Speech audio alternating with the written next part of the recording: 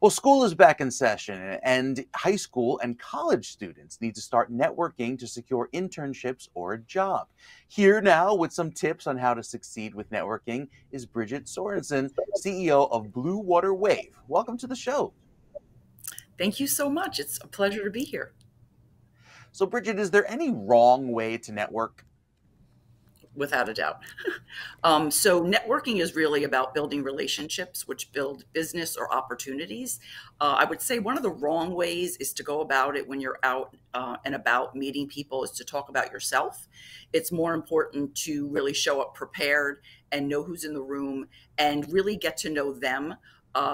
If you're looking for a job interview or something along those lines, you always want to listen to them, ask prompting questions, try to find common ground so that you can create that synergy and build the relationship, which eventually can turn into a job or an internship.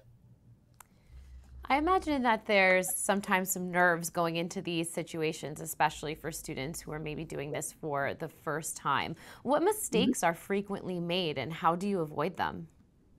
So I'd probably say one of the best advice I was ever given is be yourself. And when people were just like, I could just be myself and I'll be successful, it really takes the nerves off because you don't need to be anybody else. Most of these kids graduating from high school, from college, they have skills. You just want to match those skills with someone that actually wants like what you've learned and your experience and your personality and your energy. So just be yourself. That's probably the best thing. And make friends because eventually if you work with someone, you like to work with people you like and you admire. So, would you offer that advice as well for those who want to create this strong professional network from scratch with zero context, with zero, kind of two lines on the resume? Okay, so it's funny because nobody has zero.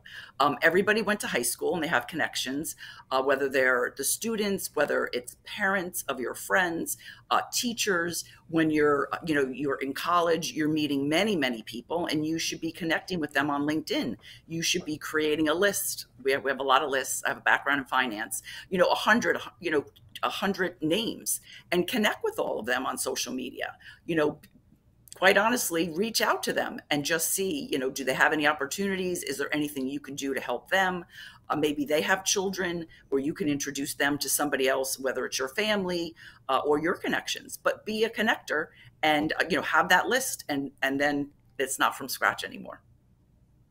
I hear you mention social media and LinkedIn, and I guess it's fair to say that over the past couple of years, networking might have turned into something that's not just in person, but online as well. And so, is there a difference between networking online, and how do you balance the approach with online versus in person? So there's after COVID. Actually, my business started a few months before. We went from live events to only, quite honestly, Zoom. Again, we still made those connections, but it was much more difficult. It's always better to be in person. We had an amazing event last night at Mendelbaum Barrett in New Jersey, and the room was filled. They would much rather be in person. But if you are online, a few tips. One, show up early. Even if they don't turn on the camera, show up early, be prepared, have a good backdrop, keep eye contact, take notes of what they're saying, because unfortunately the don't be distracted, don't be looking down, don't be on your phone, be present, just like you would be in a meeting. And I think that goes the same when you're out networking. It's not a time for your phone. It's really a time to just represent yourself and be your best and be professional. And kind of a two-part question here. How do you follow up with someone after a networking event, or if you were to even be so lucky as to get an interview without coming off as too eager? Are thank you notes still a thing? Yes, they are. Yes, they are. Well, the fun thing about really reaching back out, it really isn't about the first time. It really is about building that relationship. So you may have met them like last night at this networking event, and now within 24 hours, you will have their email and you would simply send them an email within 24 hours in the subject line. It was a pleasure to meet you at. A lot of people are networking at a lot of different events. It was a pleasure meeting you at the Mendelbaum Barrett event. And then simply I would love to get, it was great seeing you last night. I would love to get together with you to learn more about you and your business or this opportunity. Are you available Tuesday or Thursday at 10 a.m. or 2 p.m.? And it's very simple, looking forward to it, very upbeat, doesn't have to be super lengthy. People don't read, a whole 3 or 4 lengthy paragraphs. It's direct. If they're interested, they're going to respond right away and put the time on the calendar. You send the calendar invite out. Zoom is free. Send them the Zoom link. And if you don't hear from them, people are very busy. There's nothing wrong. Keep a list. And then the following week, send them a follow-up. I know how busy it's been. I hope you had a great weekend. Wanted to see if we could put some time on the calendar, and maybe this time say Wednesday or Friday. If that time doesn't work, please let me know.